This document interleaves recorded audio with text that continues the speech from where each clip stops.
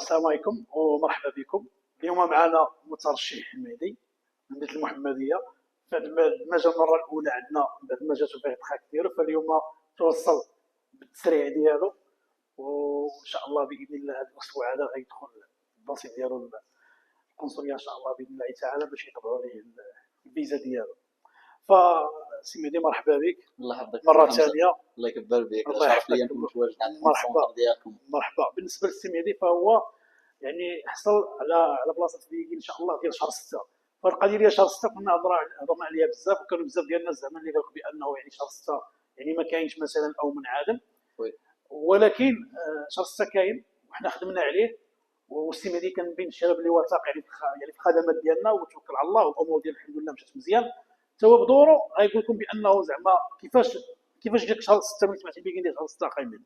الحقيقة حنا داكشي اللي شائع كنسمعو غير شهر 8 شهر 9 وشهر 10. من سمعت شهر 6 جاتني غريبة شوية، مي توكلت على الله وفعلا لقيت مرحبا. الناس. ومن سولتي الناس اللي ما قرابين لك قلت لهم شهر 6 كذا شنو قالوا لك؟ قالوا لي لا ما يمكنش. هادشي ما كاينش. هادشي قالوا لي هادشي ما كاينش في الحقيقة.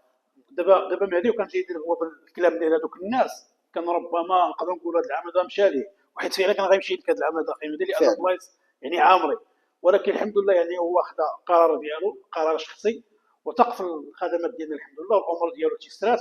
غادي نرجع نسولك السؤال، النهار اللي خديتي الفيغ تراك شحال ديال الوقت باش حصلتي على الفيغ تراك ديالك اخي مهدي معانا؟ ابخي باش اونجيت معاكم 24 ساعة، ما نكذبش بيناتنا الله. سينيت فيغ تراك، تواصلت معكم تقريبا في 14 لغد 15 وكلت على الله. 16 جاتني فيغ تراك ديالي الحمد لله. يعني نقدروا نقولوا حنا كاع يومين توصل الفيغ تراك ديالو. بالنسبه للتسريع شحال ديال الوقت باش وصلتي به؟ بالنسبة للتسريع 17 يوم بالضبط.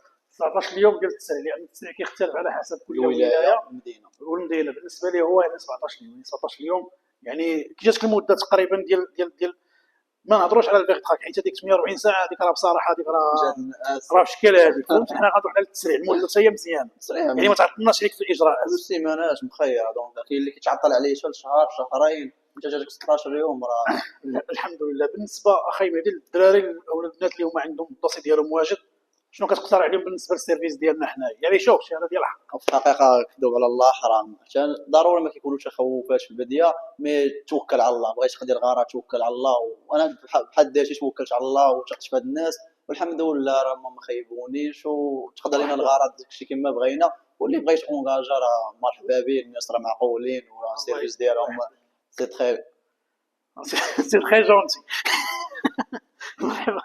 مرحبا اخي مهدي، الله يسهل الامور، الله يكمل بالخير ان شاء الله، الله يوفقك اخويا مهدي. بالنسبه للمهدي راه صراحه الدري زعما اللي توكل على الله، فكان قال لي انا هذه الاستخاره ديالي، النقطه اللي هي مهمه، من يتوكل على الله فهو حسبه. هذه النقطه اللي حنا كنقولوها وديما كنهضروا فيها.